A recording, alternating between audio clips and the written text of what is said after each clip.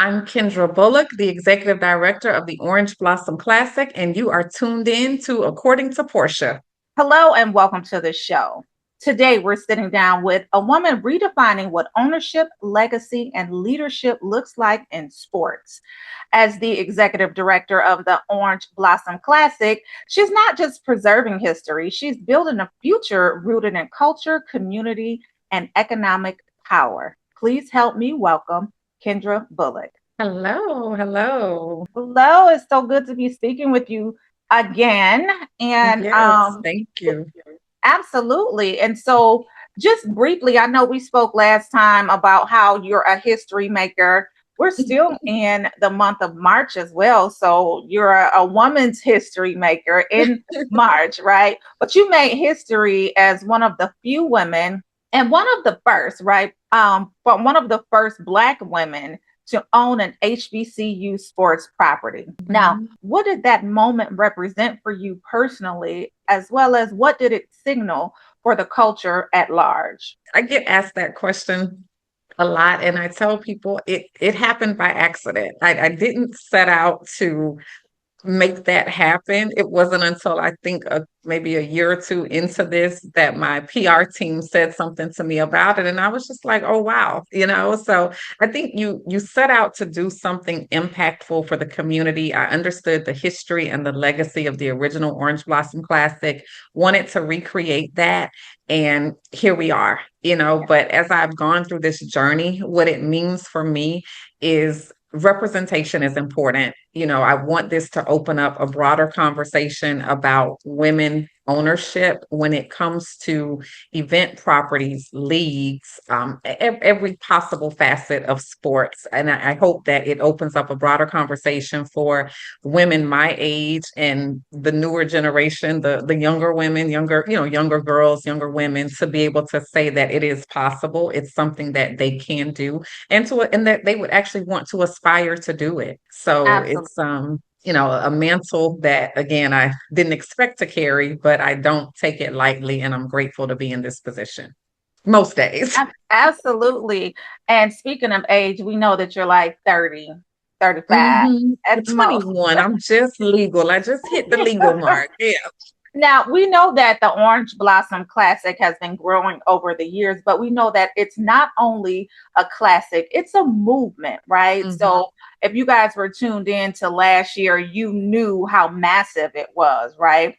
But when you took it over, what was your vision for evolving it from a historic event into a modern, sustainable brand? I wanted this current generation to really experience HBCU culture. And so it was important that we maintain the legacy of the original classic, but that we position the classic for this this new generation that may not have been familiar with it. So it was important to find that right balance and to make this an event that's not just for people who love football or people who love bands, but people who want to come and enjoy a full cultural experience. And everyone from families that want to bring their little kids to college students, and for those individuals who remember the original classic. So it's important that, of course, this is a football game, but I want people to see this beyond what happens on the football field. I really want Miami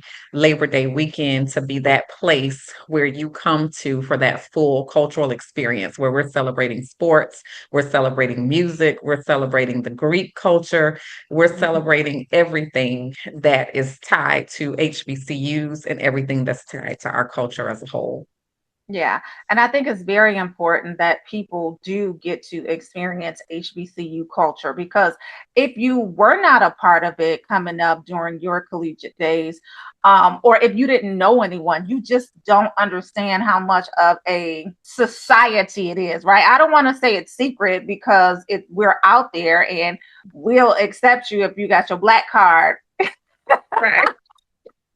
But it is definitely important for, in my opinion, people to experience that. Again, I'm Mhm. from Grambling State University. I attended years ago. Mhm. And then my son now he attends FAMU, so it's definitely a family tradition. So Mhm. Thank you for Yes. bringing that to the forefront. Now, Yeah. over the last year alone, the Classic has generated over $500,000 in scholarships. Hmm. When you see that level of impact, what does it affirm for you about the role that sports can play in both education and equity? I think sports is the driving force for so many things. Like I say all the time, when you go to a sporting event and not just the HBCU event, but it could be if you're enjoying your favorite NFL team, sports just brings people together. And so this is an opportunity for us to enjoy sports, enjoy entertainment, and at the same time be able to give back to our community by way of scholarships. I tell people you don't have to be that five-figure donor. You don't have to be that donor that's giving $50,000 or that Yeah. six-figure donor that's giving $100,000 every year to an HBCU or to any institution. If you purchase a ticket, you're a donor. If you attend an ancillary event, like we have our scholarship fundraising luncheon every year. If you Mhm. purchase a ticket for that, you're a donor. So this is a time where you get to have fun, again, enjoy the culture, and you're giving back. So it all just kind of flows together. We're participating in sports, we're enjoying the culture, but at the same time, we're raising funds for scholarships, we're creating jobs, and we're putting an economic infusion into our community. Yeah, yeah. And it sounds like you are very intentional about that. As we both know, HBCU culture is powerful, emotional, and deeply communal. And some of Mhm. those ancillary events and experiences that you create help to add to that, right? So, Battle of the Bands, the Fan Fest, the luncheon that Mhm. you just spoke about. uh, how intentional are you about ensuring that you create these experiences to not only add to the classic, but also make the classic feel like it's more than just a sports game?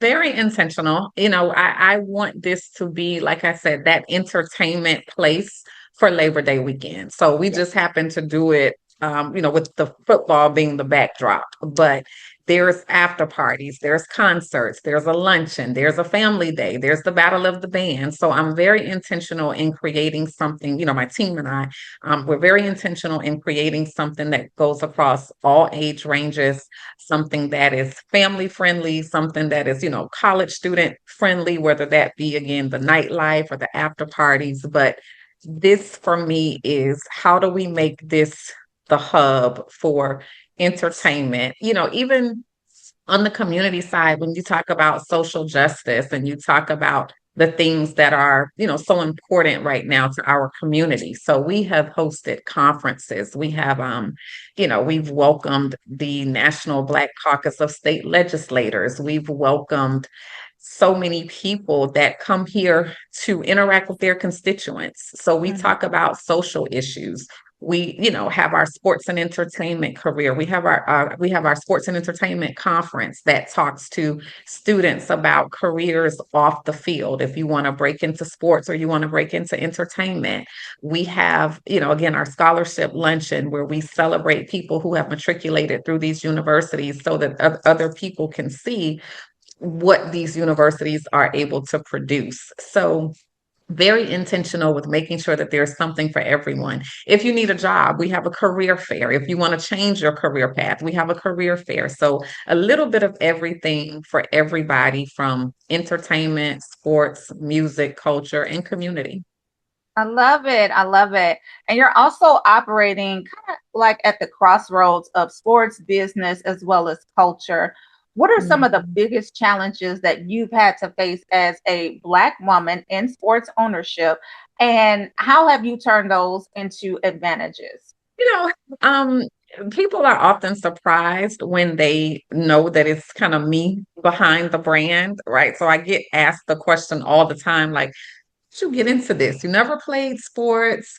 You know, how I can explain that? So it there have been challenges in the way of number one, really getting people to take you seriously, getting people to understand again that yes, it's football. Yes, I'm a woman, but this is so much bigger than football. So getting people to really, really buy into the belief that it's me And with the team that I have behind me, we can make this happen. We can get it done. Mhm. But, those are challenges are opportunities. So one of the things I always tell people that's most important is to arm yourself with knowledge. The more you know about business and the more you know about the industry that you're in, the better you are equipped to really handle those questions and those challenges when they come up. And when people do question who the person is behind the brand, once you know what you're talking about and once you're confident in conveying that, it's really hard for them to just turn a deaf ear and not find a way to get behind it and support.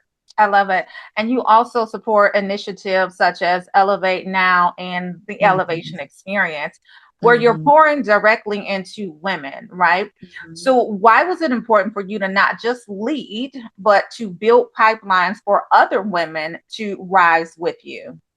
Because when you, again, I go back to it's important to arm yourself with knowledge, but it's even more important to be able to share it. And this was, as you know, in our conversation before, this was over 10 years in the making.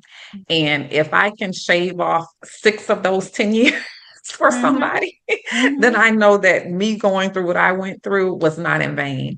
And I'm just, I'm a firm believer in number one, what God has for you is for you. And so, me sharing and being open and talking about those challenges, talking about pitfalls, putting people in a room who can network. And if I can help someone navigate the process, I can help you. And then in turn, things still come back to me. And so just listening to women who not just, necessarily in the sports space or in the entertainment space, but just women in entrepreneurship. There are, I think right now we have like I think at one point the statistics showed that over 60% of small businesses were owned by women. Mm-hmm. And so when you have that many women who are out here making it happen, why not share? Again, I want, it's nice to say, well, you're one of few women to own this thing, but that's because it is rare, right? But the more people we can bring into the fold, then the less taboo that becomes. It's Yeah. just like, oh, okay, yeah, that's Kendra. She's a woman and she happens to do this, or that's Portia. She's a woman and she happens to do this. Mhm. And it just becomes a normal part of the conversation. Yeah. Yeah. Spoken like a true leader. So, yeah, thank you so much for your Thank you. leadership.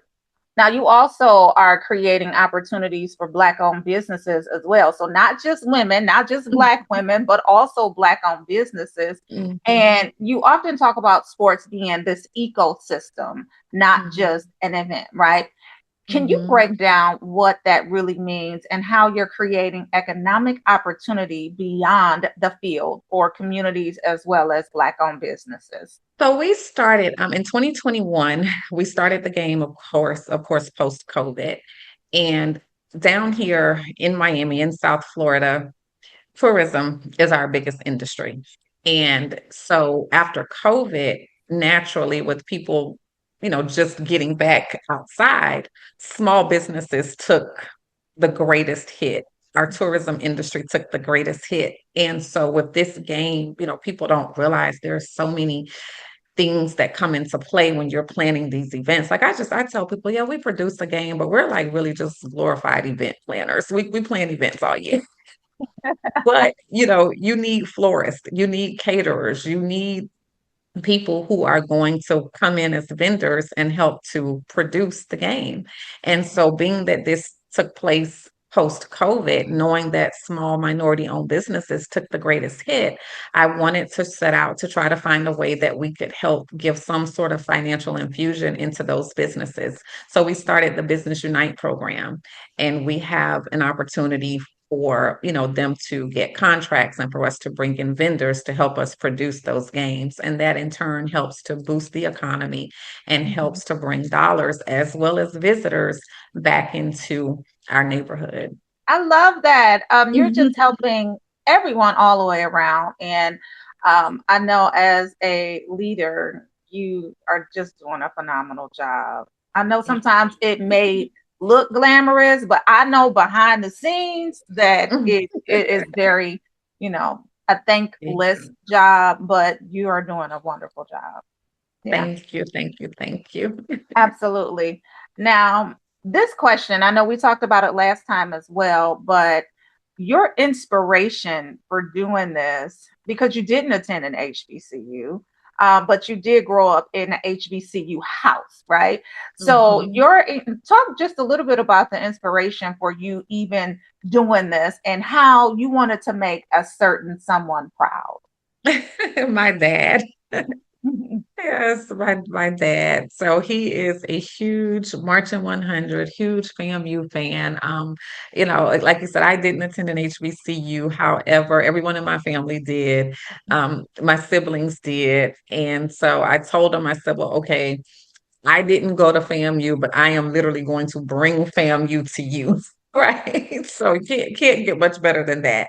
Yeah. And, he would always talk about the original OBC and the parade and how significant it was. So that sparked my interest in researching the game. And of course, just knowing what I grew up with, attending classics and just, being in North Carolina, I tell people we only talked about the PWIs like UNC and Duke when we were talking basketball. Like right now, right? We're in the middle of March Madness. So I just watched the Duke UConn game Sunday night. But Mhm. that was what we talked about when it came to football. It was whose classic are we going to this year? Whose homecoming are we going to this year? And I Exactly. wanted to bring that back to Miami because we didn't have it. We didn't Yeah. have it. Yeah. But he was the driving force. And then being a mom of two boys in sports, Mhm. my boys are, I'm everybody who knows me knows I'm a mother first. I could be in the middle of doing whatever pertaining to OBC or one of my other companies. But when it comes down to if they call, if they move, I'm moving. And Yeah. so with that, I mentioned to my older son at the time that I was thinking about reviving this. And again, it took over 10 years. So he would say, well, mommy, what happened to that game you were going to do? Mommy, what happened to this? What happened to that? And so that was my motivation to keep going. And when I would pick it up and put it down, he would say something. And so I said, well, you know what? I'm going to try it again.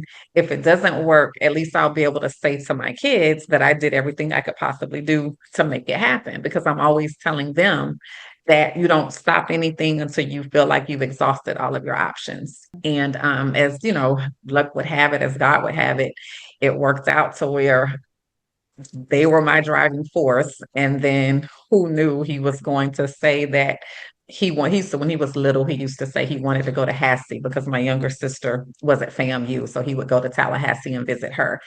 And so who knew that he would graduate in 2021 and go on to go to Hassey and end up playing football at FAMU and now play in his mother's game that he used to ask me about when he was 10 years old. Sure. Oh, bravo. Listen, look Yeah, at God. And way to exactly. lead by example, you showing them that this is what I set out to do. I intended to do it. I actually did it. And now you're a part of it is really Yeah, setting them up for life. So kudos yeah. to you. And thank you Thank from you. the culture for creating another movement that we can also support and make memories at. Thank you. Thank you. Absolutely. So, last question. What does Mhm. the next era of the Orange Blossom Classic look like? And what legacy are you intentionally building for the next generation watching you now? So what I want the next chapter to be is number one, I want to see the stands filled. Immediate next chapters, I want to see the stands filled September 6th, 2026. First things first. Right. Now, post 2026. Mhm. I really want to, again, I want to make this the destination place. I want we're going to have FAMU for the long haul, but I want people to say no matter who's playing, I've got to be in Miami Labor Day weekend. I don't care if you're a FAMU fan, a South Carolina State fan. I don't care if you went to Howard, Morehouse. I want this to be that place to be, number one. Number two, when you talk again about women's sports and women ownership and just how the landscape of sports is, I want to look into those long-term community things where OBC is not seen as just that Labor Day weekend event, but keeping our community work going throughout the year. I'm looking into now flag football on HBCU campuses are a really big deal, right? For women. So when you think about women ownership and women leagues and WNBA teams coming on board. So there are just all kind of things from a woman's standpoint that I've been looking into and thinking about that I feel like will be the branches of the Orange Blossom Classic. Don't know how long those things will take, but that's just where my mind goes.